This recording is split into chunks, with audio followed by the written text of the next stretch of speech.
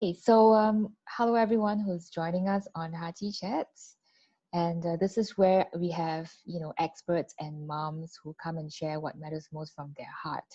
And for the last 3 weeks and till the end of this month, we're actually going to be talking about mental emotional wellness.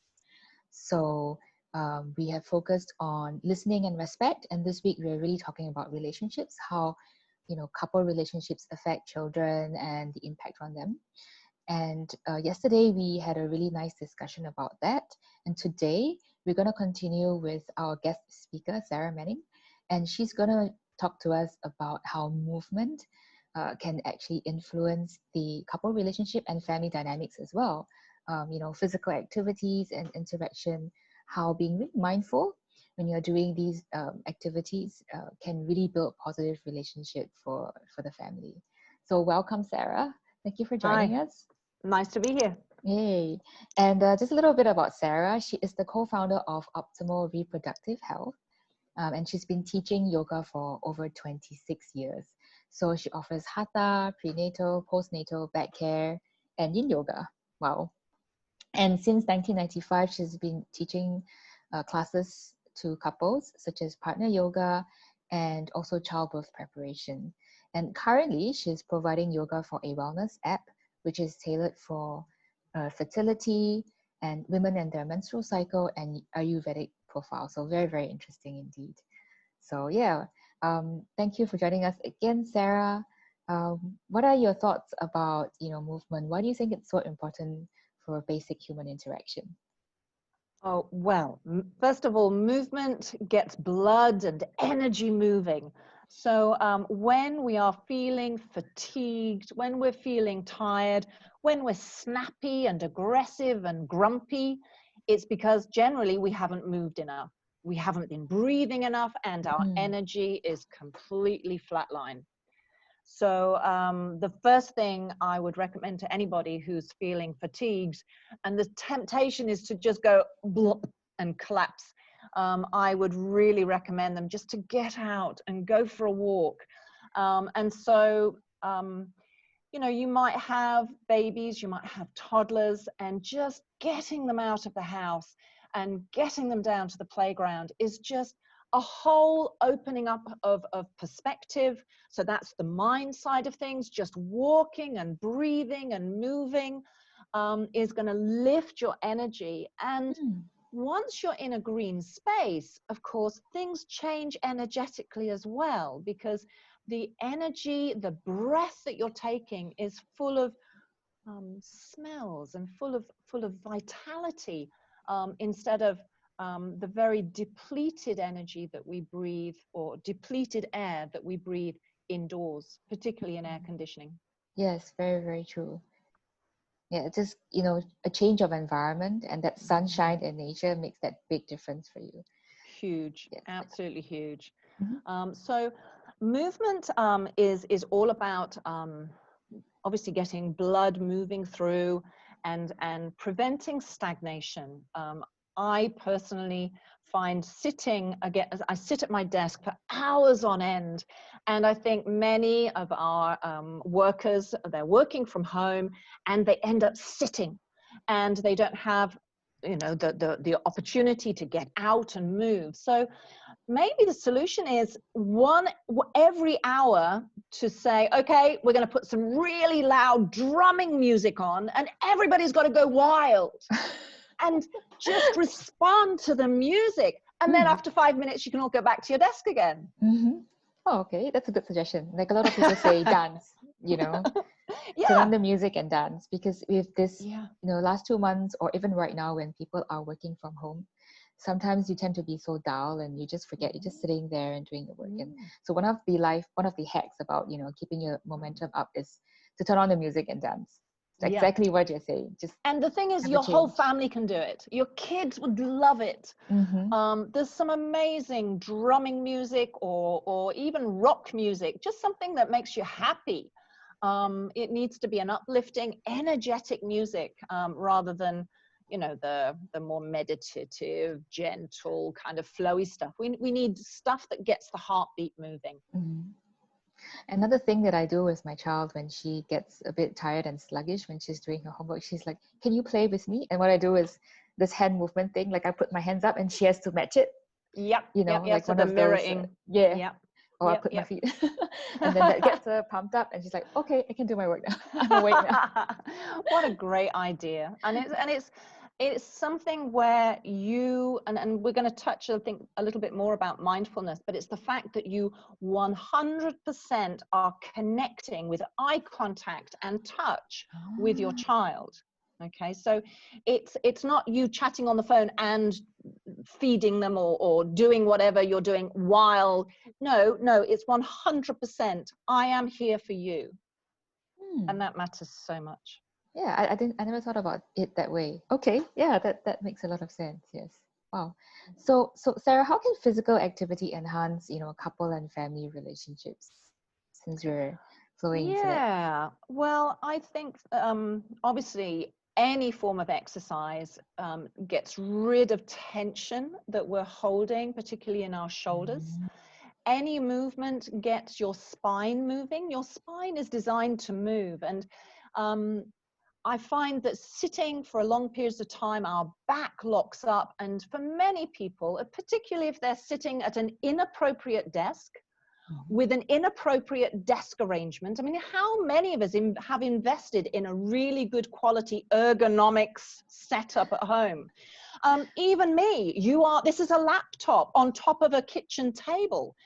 So to have my hands on the keyboard, my shoulders are here. Oh yeah. Right? And very often I slump down, and so my back is completely out of position. And okay, let's give you an example here. I want you to sit in your chair, but I don't want you to lean against the back.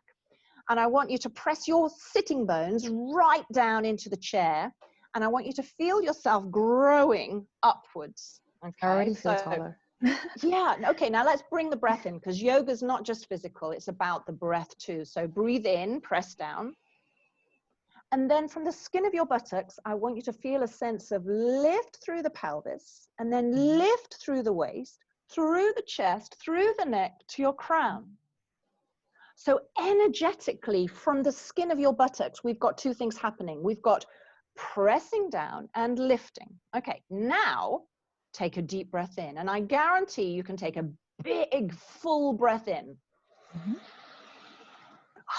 Right, now what I want you to do is to just sag a little, like you've been sitting there for the last couple of hours, okay? So you're just sagging. Now try and take a deep breath in. Can you feel how blocked that is? Yeah, it goes halfway and it's like... We can't breathe. So once again, press your sitting bones down, start to grow, start to grow, start to grow as high as you can, and now breathe. So your vitality and your energy comes largely from the chi, okay? Now, we have a pot of gold.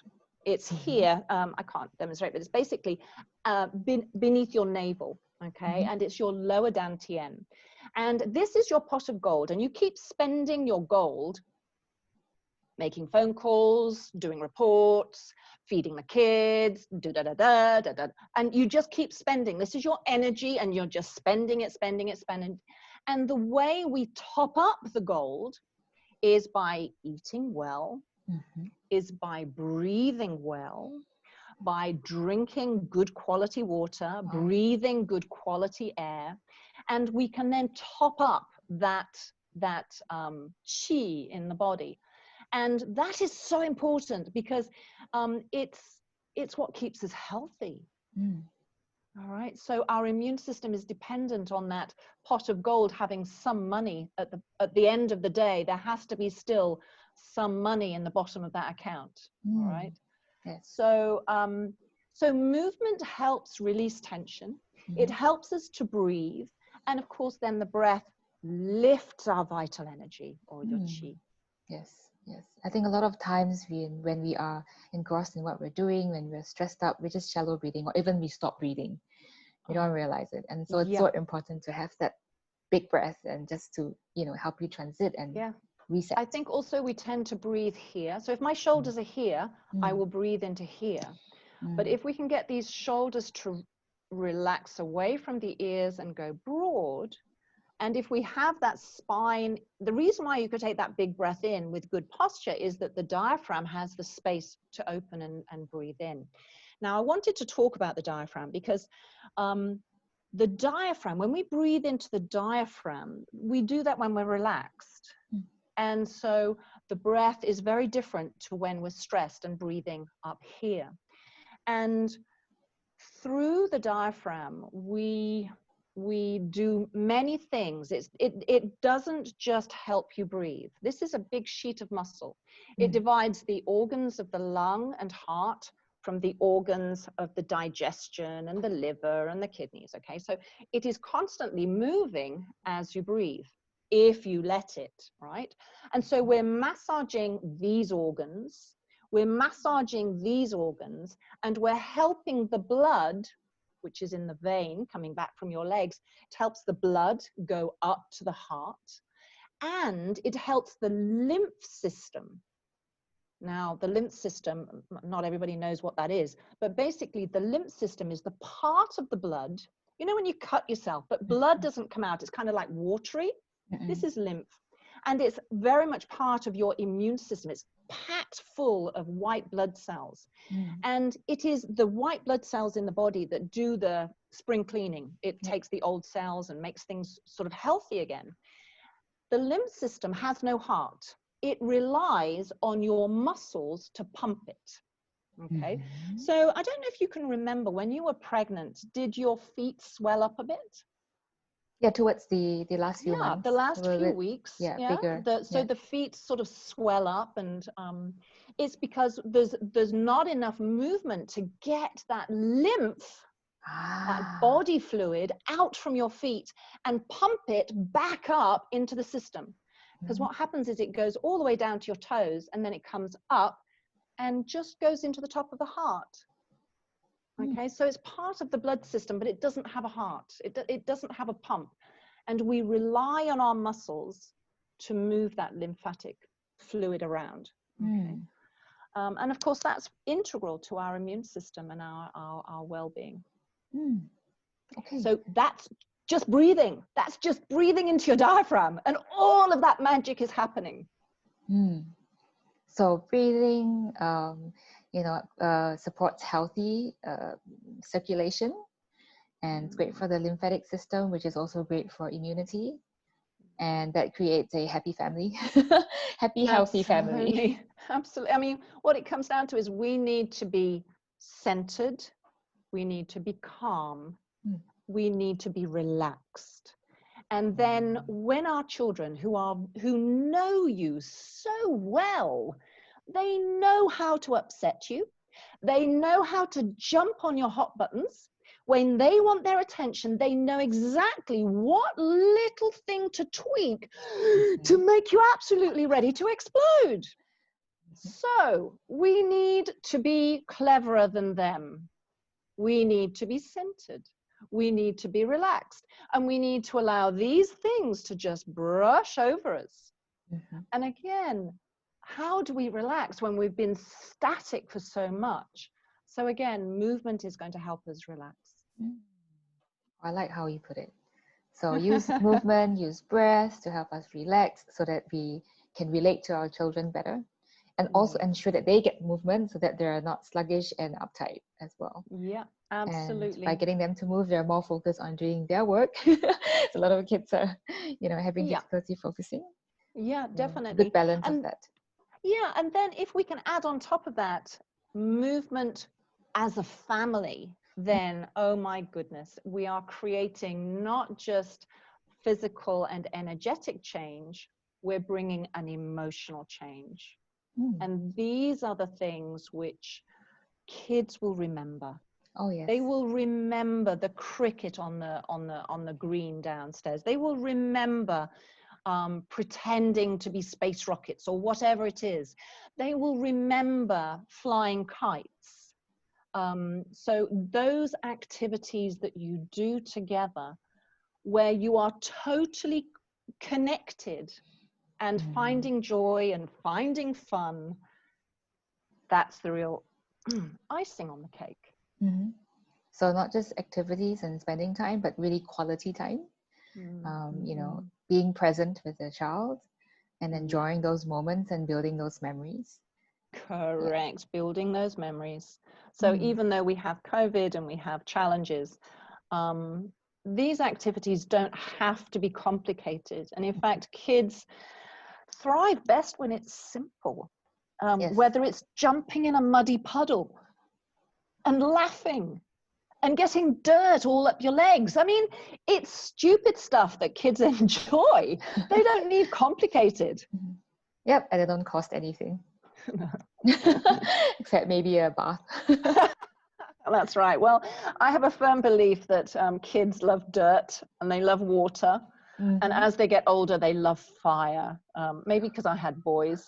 My two boys just loved being dirty and loved being with water and mess. Any kind of mess was always a blessing. Even mess in the kitchen. So, you know, we did a lot of cooking together and that kind of thing. Yeah. I think it's not really gender specific. My girls, I have two girls, and they love, you know, going out in the garden. On, you know, after the rain, there is, you know, a puddle because there's a patch in my grass that's got no grass on it, or it's just, you know, soil. So yeah, sometimes you get a lot of muddy water there, and they really do jump in there. They turn on the hose and they're like spraying around. I'm like, very oh special. boy. Okay, whatever. Very special. So those are the moments. Yeah, and I think it's got to do with the tactile, the sensations when you know, even in the kitchen, as you're saying, the mess, it's actually a good thing. Like they feel good when they're, you know, feeling different things, and it's just clean up after that.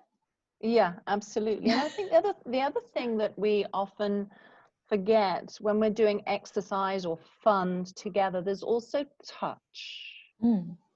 And children need touch, but so do couples.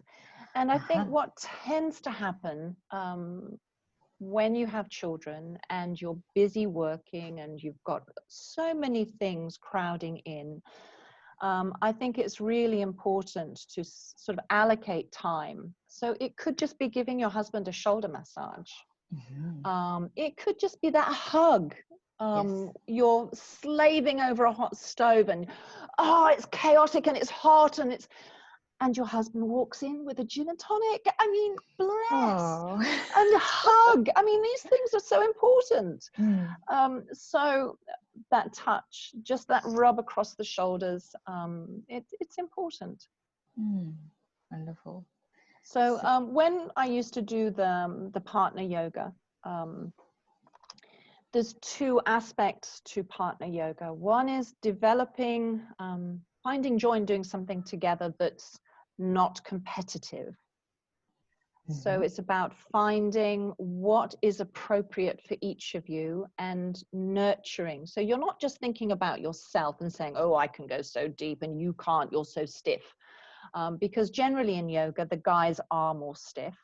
And so it's about being respectful, making accommodations so that there's a sense of fun and just going where you, so yoga's not competitive. You don't have to touch your toes. All you have to do is to feel something happening in the back of your legs, in the back of your pelvis, feeling the lengthening through the neck.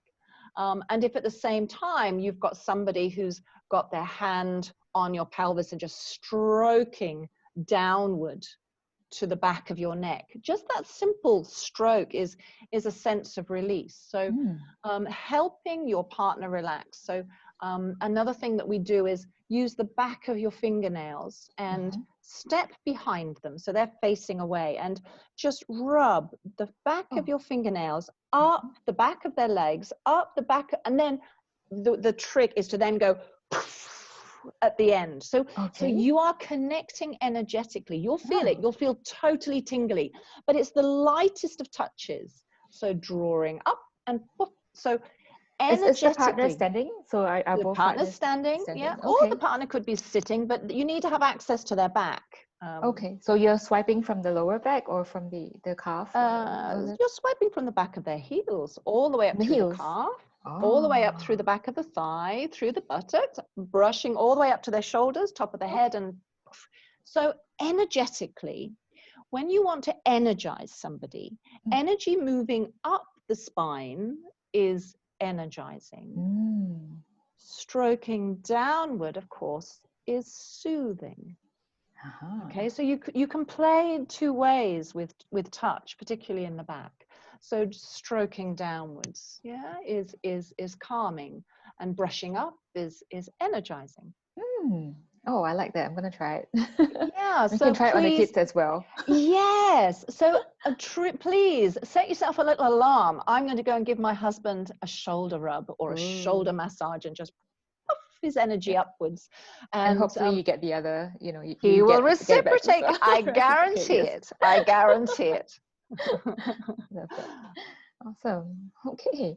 Do you have any comments about how positive family relationships influence a child's social interaction?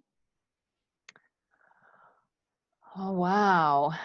Big subject. So as parents and grandparents, we are we are setting the standard, and they will carry that through their entire lives. So it's this argument of nature and nurture. So we're born a particular kind of child, a particular kind of person, but then the other 50% of what is going to create that adult eventually is how they're nurtured. And by leading by example, not what you say is what you do. Oh, yes.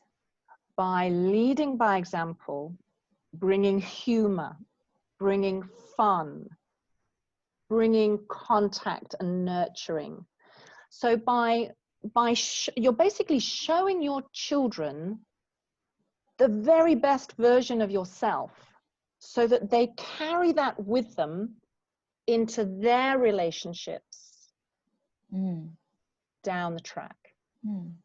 So I used to do I used to be a Cub Scout helper. This is years and years ago. This is probably, it could be 30 years ago. And it was just after the riots in Bristol. So there was a time, so Bristol is a very prosperous town in Britain, but they'd had some race riots. And this Cub Scout group obviously came from a whole range of different backgrounds and people, but I could guarantee every single time, 100%, I could identify those children who came from broken homes. Slam dunk, easy, because they had an aggression and a desperate need to be noticed. And they just hadn't been noticed, and they had seen in front of them such aggression and such disharmony that was manifest in the way they responded to the other children in the group. Right. So, it's absolutely. And let's not beat ourselves up here. Every single mummy loses her temper. Every single daddy loses his temper. You're allowed, okay? But learn what it is. What is the trigger that's making you lose your temper? And, notice what it is and somehow communicate to your kids. Mummy didn't do a very good job there, did she? Mummy lost her temper because she's perhaps in need of a cup of tea. It could, and sort of try to I guess, apologize for doing those 2-year-old tantrums in front of your 10-year-old kids, and offer a way to maybe explain, to have a bit of compassion for yourself, and try to start this process of, kids are really brutal. Kids are brutal amongst themselves. And if you can be compassionate with yourself and share that learning, then maybe it is possible for our children to learn that sense of compassion and it's okay not to get things right. Yes. And it's okay not to be perfect. Yes. And it's okay not to know what to do. So it's, again, it's about being really honest and open, and sort of sharing with your kids a little bit of your vulnerability. Yes. Sometimes. I love what you're saying, and it's so true, because parents always think that they need to be perfect just because kids are observing them and you know, trying to see what's their leadership like. But it's important to be, as you said, authentic and just be vulnerable, because kids are also learning. What happens, you know, when mommy or daddy you know, have a big moment, and how do they deal with it? And I think coming to terms and speaking to your child about it, and even apologizing is huge, because it shows that you are aware of your behavior, and you want to make things better, and you're not, you know, having that mom guilt and holding it on yourself, because then the child would say, okay, I have to be perfect and I can't admit that I'm wrong. So it's a very heavy responsibility, and then they live with that sort of thinking for the rest of their lives. Yeah, absolutely. Absolutely. And I think emotional regulation as well, because they know that, okay, I can have my moments and I don't have to suppress my feelings. I can express it. And but I also am aware of the people around me. And if I've hurt someone, I apologize. And that's kind of self-regulation as well, isn't it? Self-awareness. Yeah, definitely. I really like what you're saying. So I also think, oh, sorry, something's pinging. I also, so I worked with a child who was really struggling with anxiety. This child was 9 years old, and he was an expatriate child whose best friend had just left. And he was going back into school and just felt really vulnerable. And for some reason, something happened which made him reinforce that sense of insecurity to such an extent that he started having panic attacks before going to school. And he would have shortness of breath, and he'd start sweating, and he'd start shaking, and he'd get himself into a real mess of anxiety. And so his mummy would come with him and do yoga with me and learn how to handle anxious moments. And I'm not saying that it's easy, but children do have events that they're very anxious about. And they really, mummy, don't make me go. I really don't want to go to dance class today, or exams or spelling test or whatever it is. So one of the most important tools that I taught him was about the breath. So if mummies can perhaps learn, or daddies learn, how to handle situations and share a tool of breathing, then maybe this will be something that kids can take away with them. And it's all about lengthening the exhalation. All right, so this comes from Qigong. All right, you're going to breathe in through the nose, and you're going to purse your lips, and you're going to blow the softest, slowest, smoothest exhalation.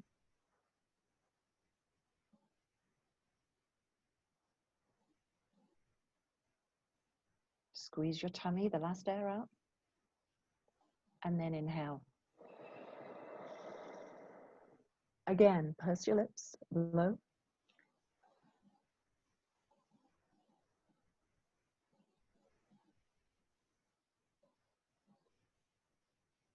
This breath is getting longer, and then breathe in when you need to. So our mission is to lengthen that exhalation. This breath is called soft chui, and it is related to the water element. The water element is a descending, cooling energy. So whenever you're feeling hot and flustered and angry, or feeling out of control, and there's this sense of nervousness which is in your stomach and making it really hard to swallow. We want the energy to go back down to the floor. Okay, so what we do is as we do that breath, try to imagine the energy floating down. So in Qigong, what we do is we inhale, fingers coming up, and exhale, and just float the hands down as you exhale. All right, so inhale, coming up, and exhale. Now I understand why they're doing this movement all the time. That makes sense. So this is a cooling breath, and we use it. So we have in Qigong, there's breathing that, so there's a fire breath that lifts and expands your energy. Then we have a breath which condenses and stores.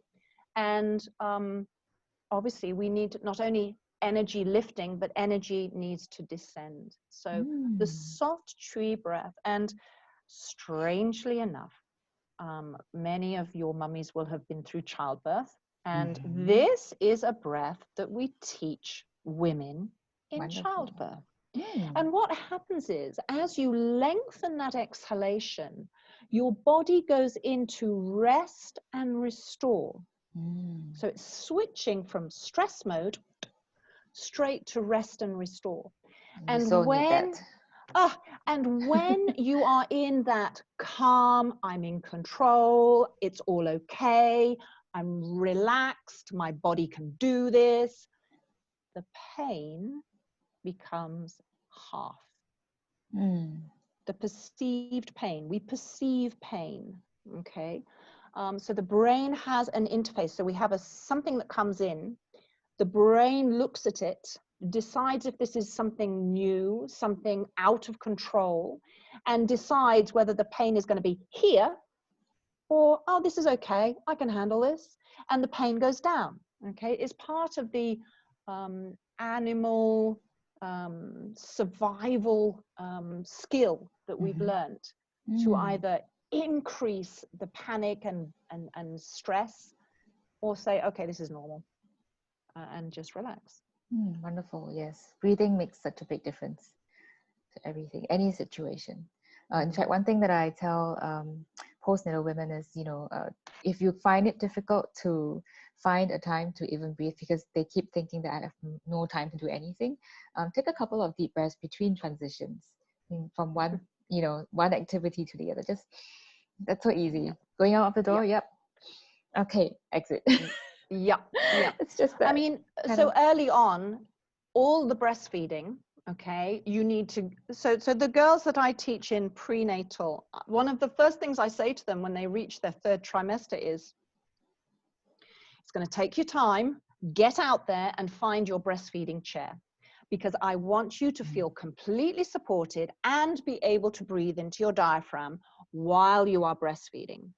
So if your back is in a good position, and if you learn some basic breathing or Qigong or pranayama techniques, or just concentrating on relaxing with every exhalation. So this is a known mindfulness exercise.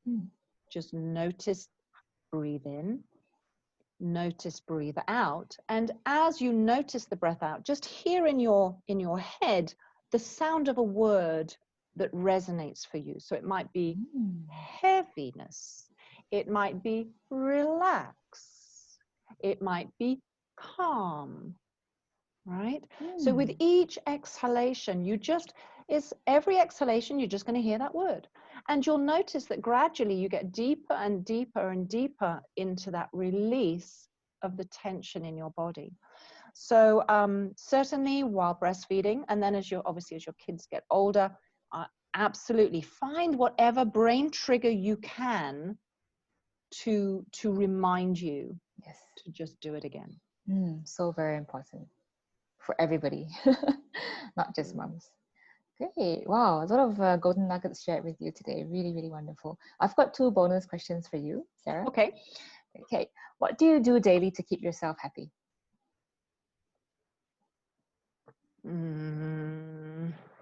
Kiss. Nice. I've been married more than 30 years. So that has to be number 1. but I guess that's a little frivolous, but it's true. I like to get out of the house and do exercise. So I actually need to walk out of the door. I find it really difficult to do my practice inside my own home. Somehow there's always stuff to pick up, or there's things that need doing, or I need to turn the washing machine on, or the phone pings or something. So for me, to stay happy, I need to either walk or cycle or just move my body. And that definitely makes a difference. If I've spent 3 days and I really haven't moved, then I really start to become extremely grumpy. Yes, I can identify with the being outdoors thing. So I feel like I need to be out in the sun and just get that energy from the sun, like I'm a plant. When I get the sunshine, I feel really different. So sometimes I just have to like bake myself for a while. Definitely. Well, now you've hit another thing here, because we have a hormonal shift when we are exposed to sunlight. Did you know that? And when you live somewhere like Scandinavia and there's only so many hours of sunlight a day, that's when everybody starts to feel very depressed. Okay, so the light enters the eye and it goes into, obviously follows the optic nerve, which happens to be right at the back of the head. And as it travels through there's a receptor which says, how much sunlight is there? Is it dark? Is it sunny? And this is the trigger for hormones, the serotonin hormones. And in a nutshell, when it's dark, this hormone comes to a maximum. And when you have daylight, it goes to 0. Okay. And this is the same hormone that you are given when you are suffering from depression. So it is a suppression of that hormone which makes you happy. So the sun is a natural trigger for it, or you take the pill called Prozac, for instance. So, you know, the hormones of depression are very strongly connected with sunlight, and it needs to be bright, beautiful sunlight. So please, just get out. Yes, that's right. And you know, our group is about Hearty Mums, and to me, a Hearty Mum is one who is happy and fulfilled, and therefore able to nurture happy kids as well. So, what is your definition of a Hearty Mum? A Hearty Mum, authentic. I think children see through you. They know you. So for me, a Hearty Mum is one that's honest and authentic, steps up and says sorry, so for me, there are always going to be things where I'm open to discussion. And then will be other things where I'm not open to discussion. This is absolutely black and white. And kids need a bit of both. So for me, if we are crossing the road, I'm sorry, but you're holding my hand. Otherwise, we're not crossing the road.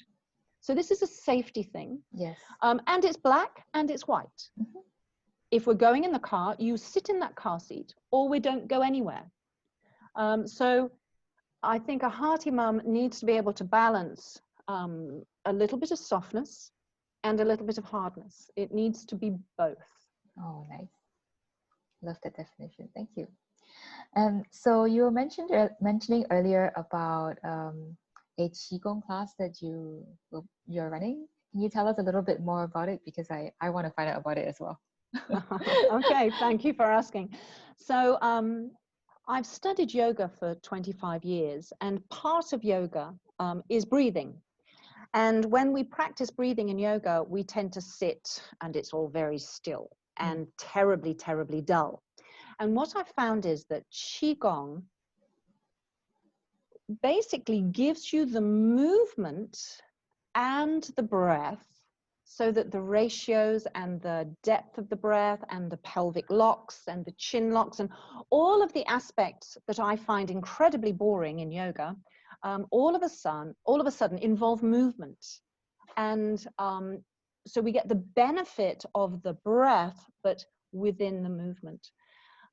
So the Qigong for me, I guess most powerfully, you need to study with a Qigong master if you possibly can. My Qigong master passed away in March, and the entire group is devastated. But we still meet and we still have our senior teachers. So I have started a beginner's class so that people can just turn up at 7 o'clock in the morning on Tuesday and Friday. Okay. And because my Grandmaster Anthony Wee, taught me for 10 years and never took a cent from me. So I cascade this out. I invite you to join the Qigong, but I don't do it for free exactly. I need you to make a donation towards a charity that is handling trafficked women in Nepal. Very meaningful. When they had the earthquake a few years ago, the villages were so poor, and they ended up looking at their assets and going, oh, well, I've got a daughter, I could sell her. And tragic. And these girls have been attracted to potential jobs. They end up in prostitution. And so it's just a charity that I've been supporting for a long time, and it's run by one woman who handles this in a very forceful, strong, authentic way. So that's what we do. We do an hour long, and we work on building strength in the core, and we work on breath awareness. Sometimes it's a form of meditation where we focus chi to different parts of the body. Sometimes it's, so the one we did on Wednesday was what we call the golden bell, and we create a protective area around the head, around the middle dantian, around the lower dantian, so that we actually have a protective chi field around us. So there's all sorts of, it's just so interesting, and you can actually feel the chi in your body so clearly. So that's done via Zoom, and did you say Tuesday and Fridays, is it? Correct, yes. 7 in the morning, just as the sun rises. It's the best time. Ah, wonderful. Okay, well, I guess we could get you to pop the link in the comments later so that, you know, whoever is viewing and interested can connect with you. Sure, I'd be happy to do that. Wonderful. Yep. Okay, so thank you so much for your sharing today. It has been very, very insightful. And for those of you that are watching us live, thank you for joining us. And if you're watching the replay, do check out the link that we will be putting up for Sarah's Qigong class. I think it's going to be very interesting. I'm interested as well. So, okay, thank you for joining us, everyone. And thank you, Sarah, again. My pleasure. Bye for now. I'm going to just stop the live.